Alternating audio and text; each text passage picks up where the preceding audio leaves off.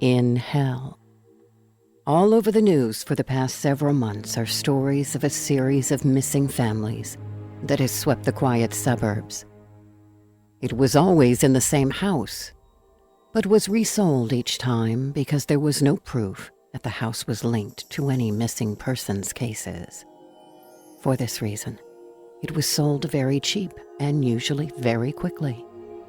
Eventually, a new Valmont family arrived, and they seemed to be a very religious family.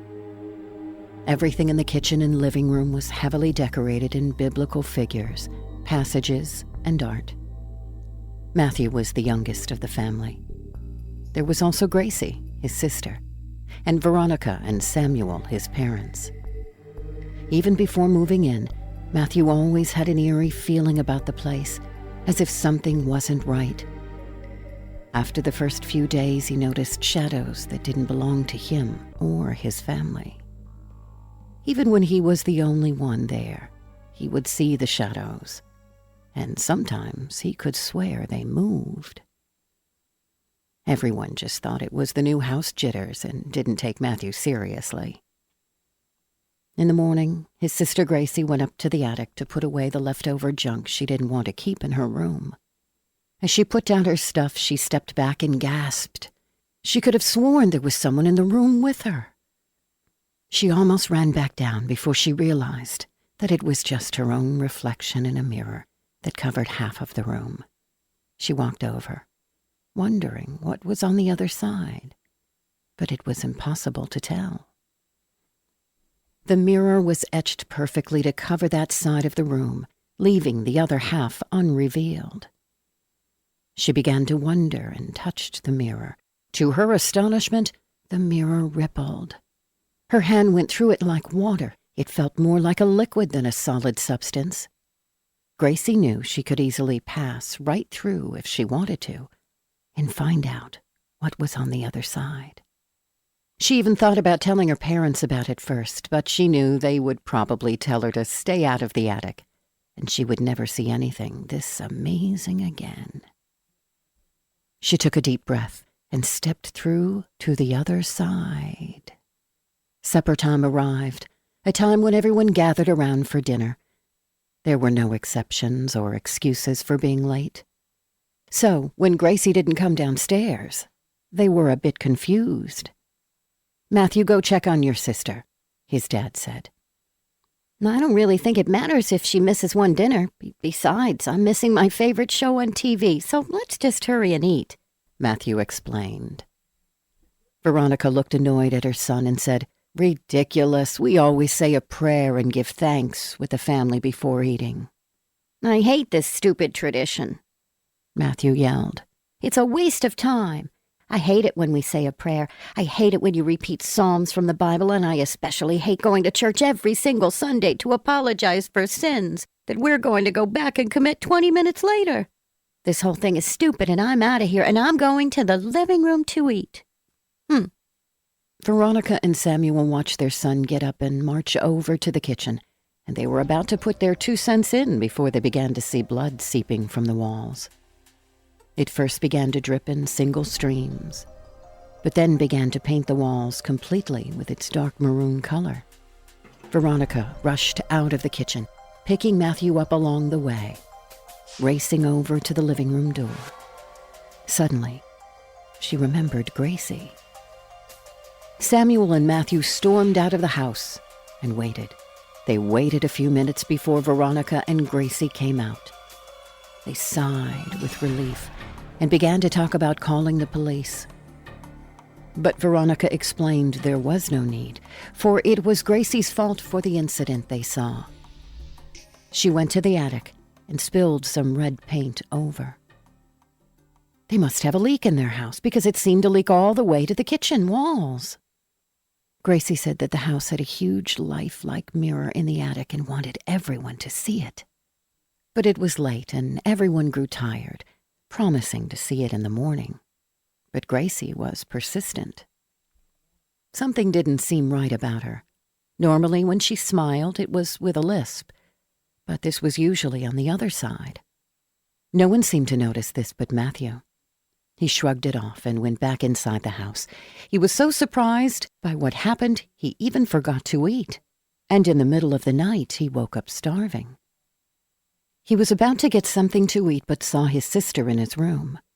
She looked at him with eyes that glowed in the darkness. It was as if she was waiting there for him to wake up. She sat by the edge of his bed and said, Matthew, let's go see the attic before Mom and Dad wake up. You have to see the size of this mirror upstairs. Matthew couldn't understand. Why was his sister so persistent on having him see the attic? She never wanted to spend time with him before, and now he found it strange. He refused. She almost threw a fit when he refused to go. She smirked and said, That's fine. We'll wait till morning, then we'll all go together. Then she walked out of his room and closed the door. Matthew was so confused by what was going on he didn't sleep a wink that night. In the morning, he got out of bed and walked into the kitchen like he always did for breakfast. He waited for his mom to make breakfast like she always did. But she was a little late this morning, for it was usually already made before he even walked to the kitchen. His father was reading the paper and looked a little uneasy, too. Finally, his mother came down. She was smiling funny and put on her apron, like she always did before she started cooking. Sorry I'm late. Gracie was showing me the mirror in the attic. It really looked nice, you know. You should really go take a look at it, she said to Samuel and Matthew. Matthew noticed something weird again. His mom had a prosthetic arm due to an injury in a car accident, but now it was on the wrong arm. His dad didn't really seem to notice as he flipped through the pages of his newspaper. He was about to adjust his glasses when Samuel saw blood dripping from the walls, again.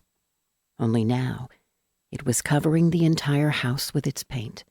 The dark maroon mixture didn't stop dripping. It was almost as if it was flowing. It spilled onto the floor. The door disappeared. Fire surrounded the walls and the windows faded away. There were no exits. Veins began to form over the blood flow, and a pounding sound was heard. Matthew didn't even want to think about what his conscious mind was thinking. The house, it had a pulse. It was alive. A loud noise shook the floor. It sounded like the house was moaning. I'm not complete yet. I need 2 more victims. Bring them to me. Neither Matthew nor Samuel could believe the house was talking. Gracie and Veronica's figure changed. They were no longer the people they knew. Their eyes were as black as death, their skin pale, their teeth looked like 1,000 spheres. Gracie and Veronica grabbed Samuel and wouldn't let him go. Let's go to the attic, they said. But their voices sounded demonic. If their voices sounded like demons, then what is this place? Too confused to think, Matthew grabbed a knife from the kitchen. He knew that these were demons and not the people he once knew as he pierced the blade through the back of Veronica. She stumbled back and turned around to try to grab Matthew as well, but he jumped back. Now the blood on the floor turned into a lake of fire and began to burn anything in its way.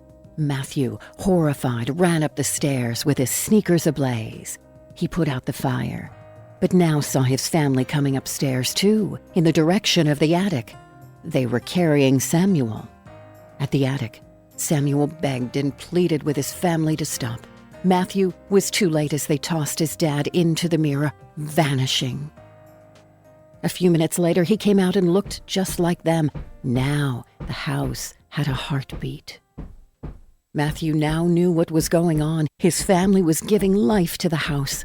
Not only that, he was becoming a hell on the inside, and on the outside would be the resurrection of Lucifer himself. The house spoke again. Bring me my final victim.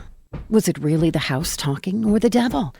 The family paced over to Matthew, and he rushed out of the attic and made his way downstairs. He stopped remembering the lake of fire. Now there were organs that attached themselves to the body of the house. It was breathing. Matthew raced over to his mother's room instead and locked the door. But the family members began to pry it open. They chipped away at the door with an axe. If you don't open this door, we're going to do the same thing to you, they said. How many pieces do you want to be chopped into? Asked Gracie. Matthew screamed out, Oh, Lord, help me. They looked a little hesitant, and the demonic creatures began to step away from the door. A few minutes later, they began to hack away at the door again. Matthew wondered why they stopped in the first place. Well, if this is hell, he thought, then maybe something in this room can help me. There were Bibles, passages, art, even holy water. Matthew grabbed the holy water and the Bible and opened it. He read a passage and the demonic family screamed out in pain. They burst out in flames and screamed in agony. But through the ashes, his family stood in wonder, only now, inside of the belly of the beast. Where the hell are we? Asked Veronica. It was them all right, although they had changed, the house did not. It was rumbling and enraged. The second floor began to fall apart. If you will not help me, we'll all burn. They began to fall through the second floor, but at the bottom was the lake of fire. Matthew quickly thought of the holy water and hurled it into the lake of fire.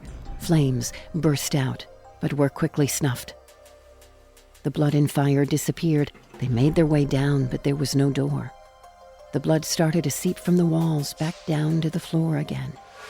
This time, it was more like acid and was eating up everything in sight. On the ceiling, spears started to come down, so they wouldn't try to climb back up to the second floor. The heartbeat grew louder. The acid came closer. Soon it went past the kitchen, making its way to the dining room hall. Now it crept up to the living room. Samuel went upstairs. The family screamed in fear. He tore off one of the spears in the ceiling. He made his way back down and looked through the kitchen hallway. There the heart was beating and keeping the house alive. He took one step back and threw the spear with all his might. In seconds, the heart was pierced right through the center. A howl that shook the very foundation was heard all over the neighborhood. Samuel went back and held on to his family for dear life, not knowing what to expect next. There was now only darkness. No one could see anything, not even their hands in front of them. The lights came back on. Everything was back to normal and exactly where they placed everything. There was no blood, no organs, nor veins, not even a heartbeat. How in the world would they ever explain this? How would anyone be able to explain what happened? They didn't even wait till sunrise to move out. Not a single thing was packed. It took a while for them to get settled into their new home. The images that they saw that day will last a lifetime. Even now, whenever Matthew's parents use the Lord's name in vain, he locks them in their room.